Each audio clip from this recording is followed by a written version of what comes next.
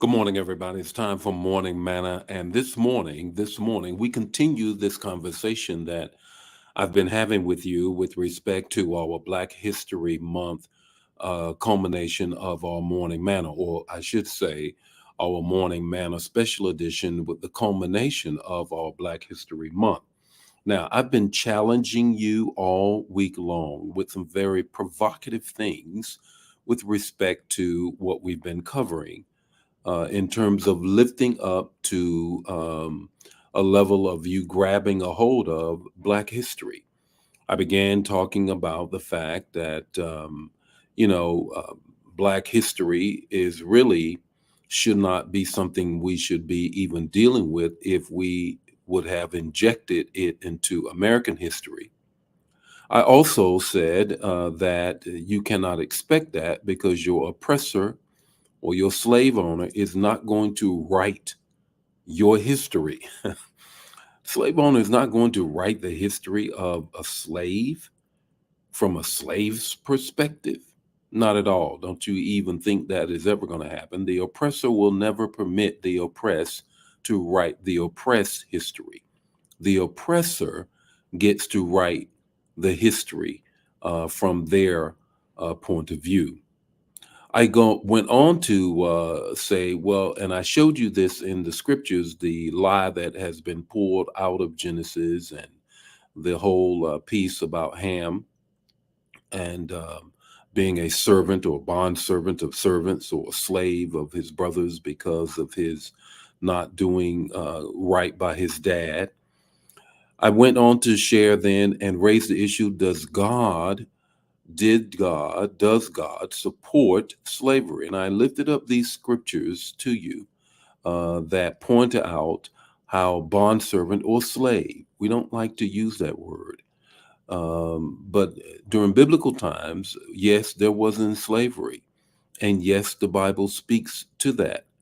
But no, it's not talking about chattel slavery as much as is the closest thing that we can come to the type of slavery that we see for the most part in scripture has more to do with a bond servant or like an indentured servant for life in many cases there in biblical history.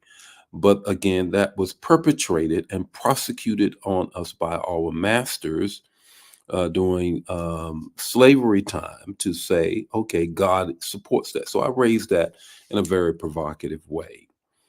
Then I went on to say that there's a fear of the Project 1619.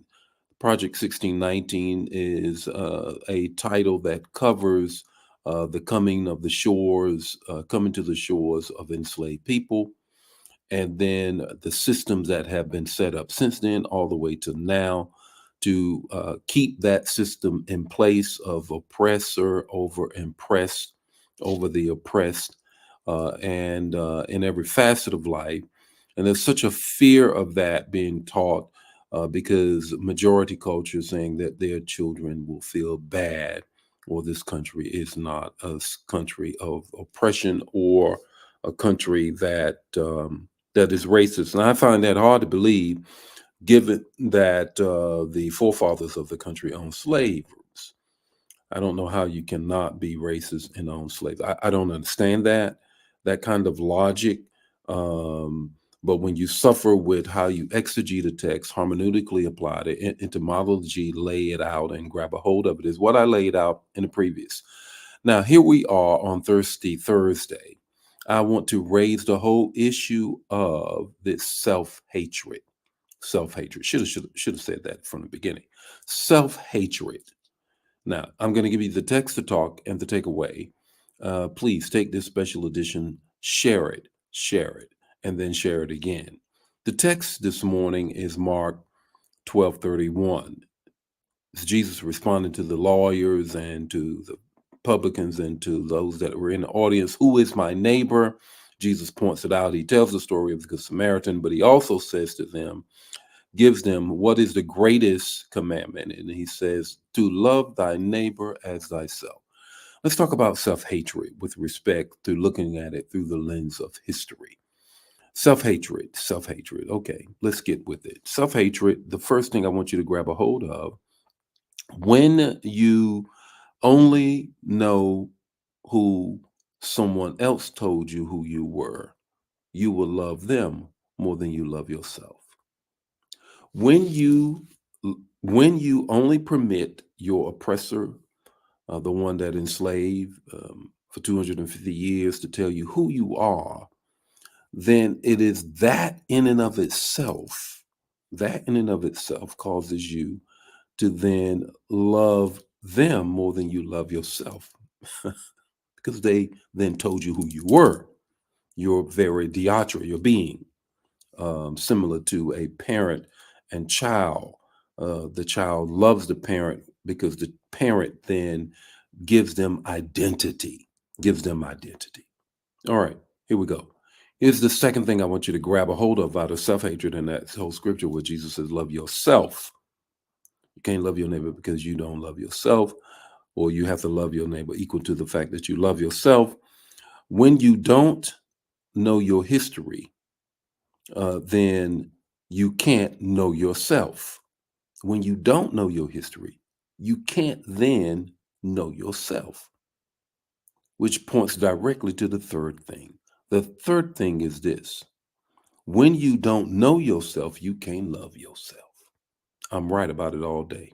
I am right about it all day. When you don't know yourself, you can't love yourself. Just like you say, I can't love somebody I don't know, right? And you can't love yourself because you don't know yourself, because you don't know your history. And what you do know of yourself, your oppressor told you. Therefore, you got to dig down deeper.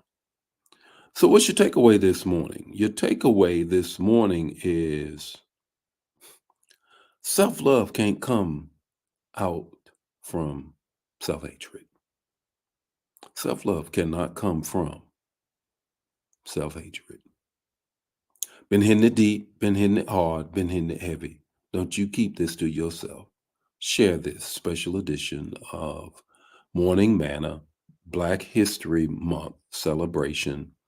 This is the fourth out of five. I'll share with you tomorrow when I wrap it all up. God bless you. Share the manna. Don't keep it to yourself. Bye now.